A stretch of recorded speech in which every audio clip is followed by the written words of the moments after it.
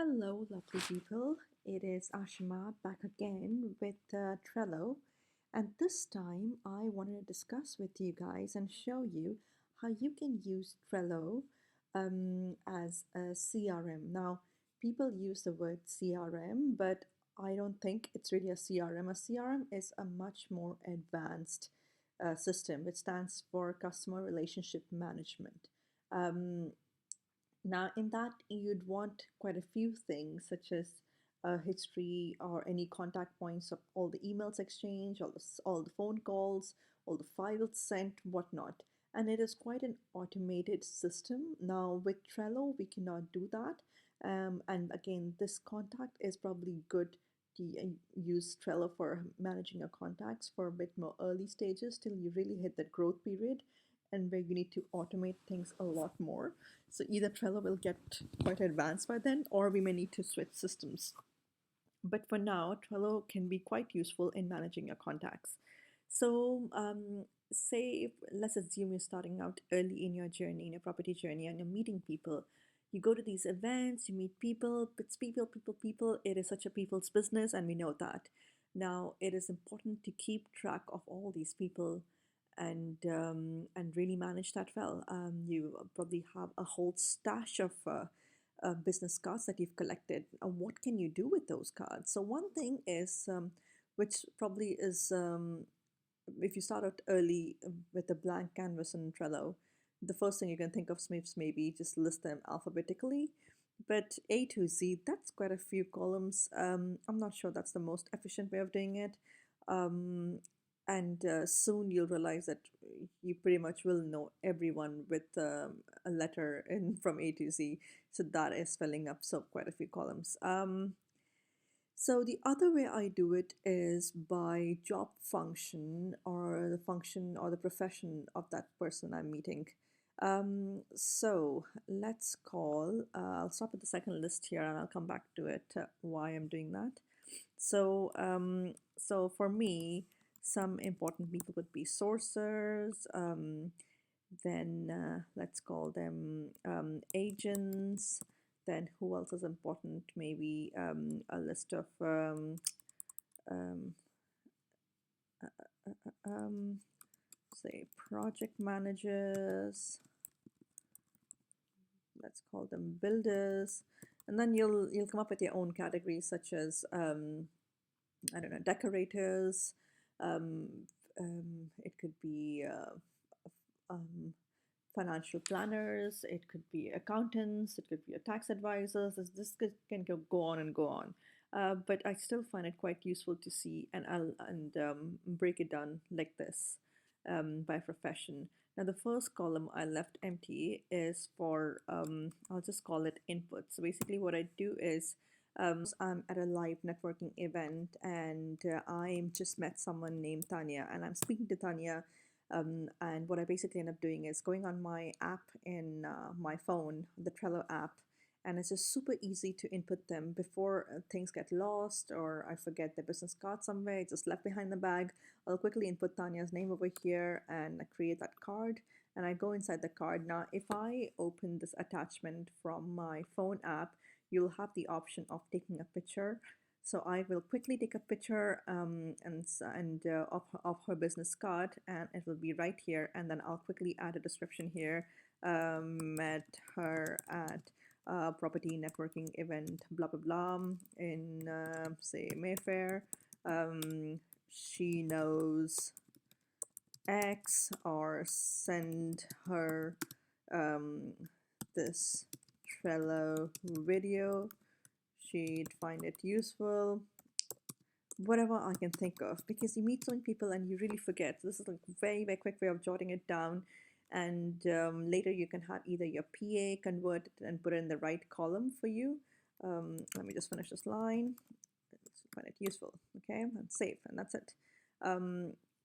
Later the PA can basically fill this out for you and basically see the business card over here and fill the fields for you, or you can come back and do it at night, whatever you wish, however you want to do it. Going back to this card, basically I've added custom fields over here.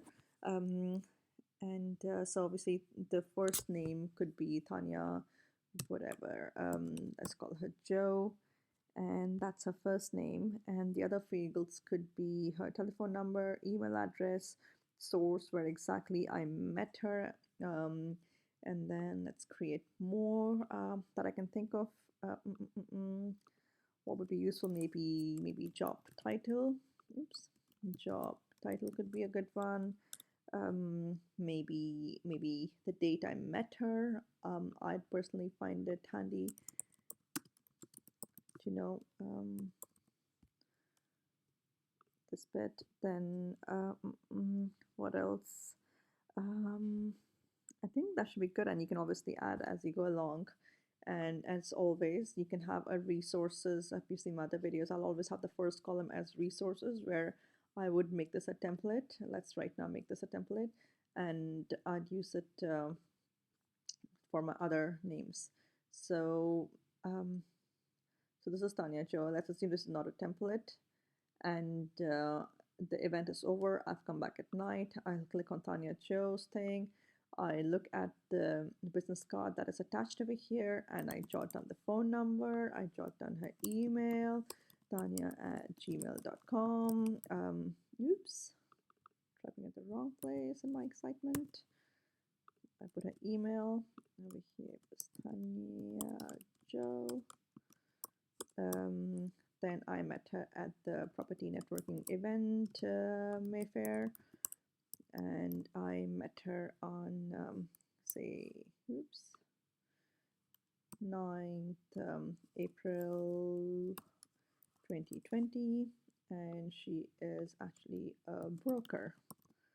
Let's say that, okay? Oh, I ended up creating a label over here. Let's remove that for now. And I basically have this. It looks quite nice over here, right? And if you want for key people, you can actually include, oops, I meant to click that. You can actually make the cover as the business card of that person. So it'll show up nice and big over here, a big thumbnail, either as Tanya's photos or the business card, again, whatever you want. For me, this is sufficient enough to give me details on what exactly this is. And then I'll put them in the right category. Say, assume this is broker. Let's call this brokers. And I'll just put it here. And so that's basically a good use of it. Then one thing I wanted to point out is you can have labels over here now. So some labels I personally use would be, so I met someone and my gut feeling is they're super at their work. So I would have them as star. Then if I'm building out my power team, I would put yellow as consider for team. And for third one, um, I would just have a thing called good to know, resourceful. Again, whatever comes to your mind. This is just um, it's handy for me to bucketize them in my head when I just quickly look at Tanya Joe and I try to recall what exactly they were. I'm like, oh yeah, they were really good at this stuff. I got a good hunch about them, and I'd love to have them in my team and be able to work with them. So it's just easy for me to label them like that. Maybe others. Ooh, this is probably from an old one. Let's remove this. The other one I can think of that I'd like is